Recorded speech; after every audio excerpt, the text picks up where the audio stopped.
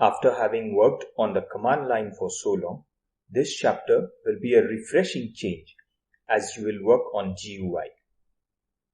In this chapter, we will learn how to configure using our self-hosted email server on Mozilla Thunderbird, a popular email client. What is an email client? Well, it is a piece of software that helps us connect to an email server or multiple email servers and send or receive emails through them. Perhaps the most popular email client in the world is Microsoft's Outlook, but there are others too, free of cost or paid, proprietary or open source.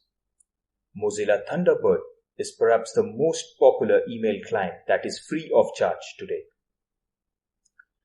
To download and install Mozilla Thunderbird, please visit www.thunderbird.net. Here you can find a way to download and install Thunderbird for your platform, be it Windows, Mac, or Linux. For the next step, I am assuming that you have downloaded and installed Thunderbird on your personal computer or laptop. Let's start Thunderbird and let it boot up to its home screen.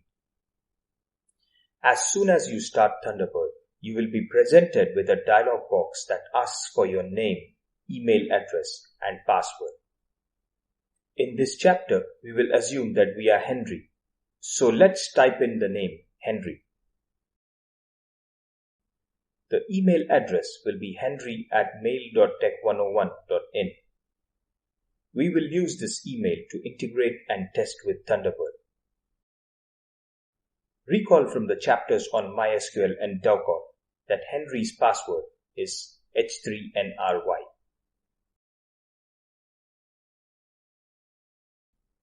When we click on Continue, Thunderbird will try to connect with an email server based on some default assumptions. For example, it assumes that for an email henry@mail.tech101.in, the email server might also be mail.tech101.in.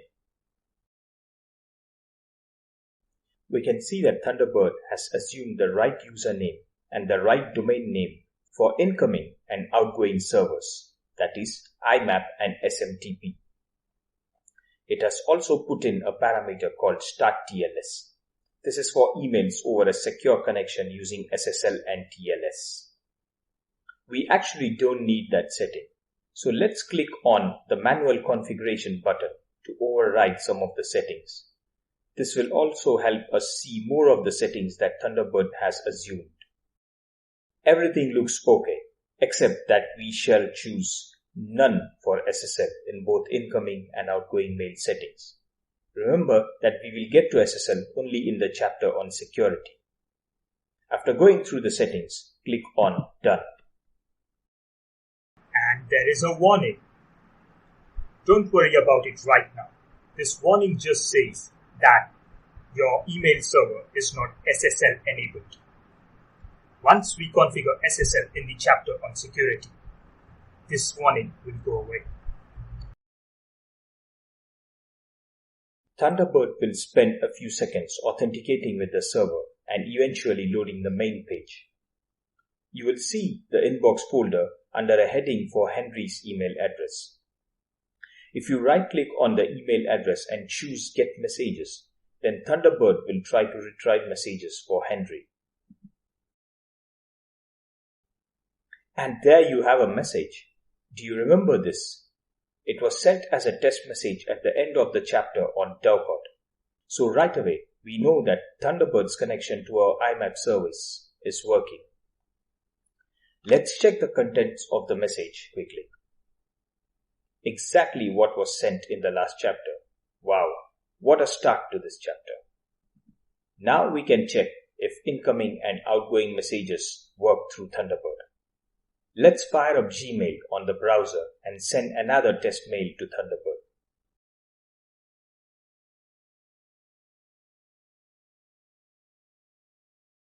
We have sent the mail. Now let's watch what happens. And there is a pop notification and there is the counter increasing in our inbox. There comes our email. Perfect.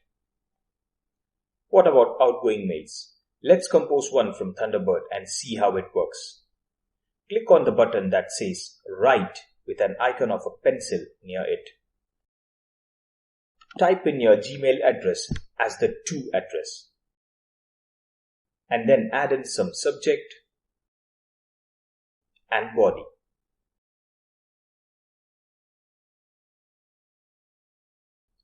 Click Send. And the mail was not sent. There is an error. The error says that relay access was denied. What's going on here? This is because of one final postfix configuration that we need to learn. Let's take a backup of postfix main.cf now. Let's open the file etc postfix main.cf. Look at the line named SMTPD relay restrictions. There are 3 values. Forget the last one that says reject unorth destination. Look at the other 2. One of them is to permit SASL authenticated, while the other one is to permit my networks.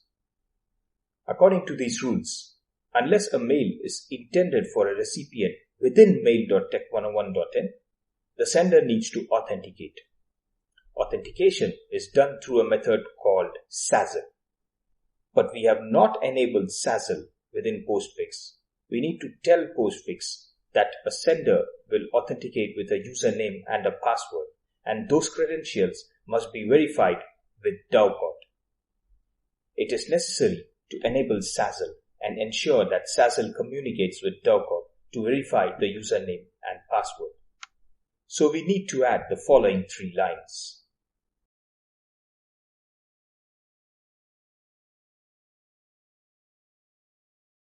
Now let's save the file and restart postfix.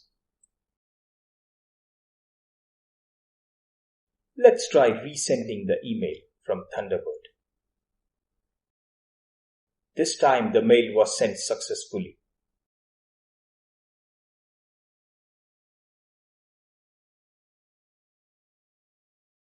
So there it is, your first GUI tool configured to use your self-hosted email server. You can use the same principles to configure other tools like Outlook or even an app inside an Android phone or iPhone. A popular email app used in mobile platforms is Type App. I leave it as an exercise to you to configure Type App on your phone. But how cool will it be if we didn't need to install applications to access our email? How great will it be if we can open a browser from any device and instantly access our emails? Hotmail was the first to do it. Gmail started with browser first before they released their IMAP and SMTP settings for applications to use. So in the next chapter, we will also have a smoothly working webmail for our email service. See you there.